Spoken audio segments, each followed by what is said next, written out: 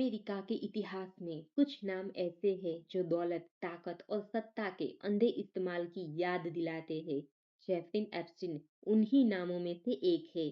जेफरिन Epstein का जन्म 1953 में हुआ। वह ना ही किसी बड़े परिवार से था और ना ही उसके पास शुरुआत में कोई खास पहचान थी।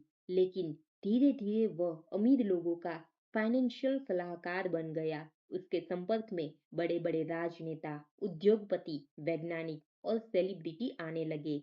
जेफरिन एप्स्टीन के पास प्राइवेट जेट, न्यूयॉर्क में महंगी हवेली और कैरेबियन में एक जेफरिन एप्स्टीन का पर्सनल आइलैंड था। उसका दायरा इतना बड़ा था कि कई प्रसिद्ध लोग उसके संपर्क में थे। बाहर से वह एक सफल और प्रभावशाली इंसान दिखता था, लेकिन 2000 के दशक में उस पर गंभीर आरोप लगे कि वह नाबालिग लड़कियों का शोषण करता था और उन्हें अपने प्रभावशाली दोस्तों तक पहुंचाता था। शुरुआत में ये आरोप दबा दिए गए, कभी पैसों से, कभी सिस्टम की चुप्पी से। लेकिन 2008 में उसे पहली बार सजा मिली। लेकिन सजा को लेकर भी बहुत विवाद हुआ, क्योंकि कई लोगों को लगा कि उसे बहुत कम सजा दी गई है।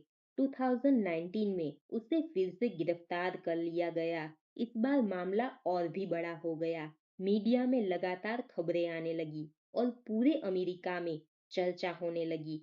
गिरफ्तारी के कुछ समय बाद ही 2019 में जेल में ही उसकी मृत्यु हो गई। अधिकारी के तौर पर उसे आत्महत्या बताया गया, लेकिन कई लोगों ने इस पर सवाल उठाए। सुरक्षा में चूक हुई, कैमरों का बंद होना, क्या वह सच जानने से पहले ही चुप करा दिया गया।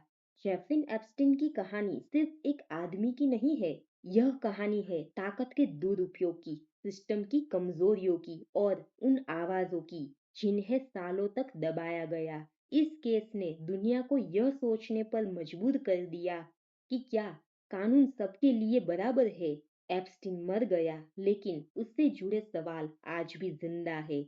यह कहानी हमें याद दिलाती है कि सच चाहे जितना भी दबाया जाए, एक दिन सामने आता जरूर है।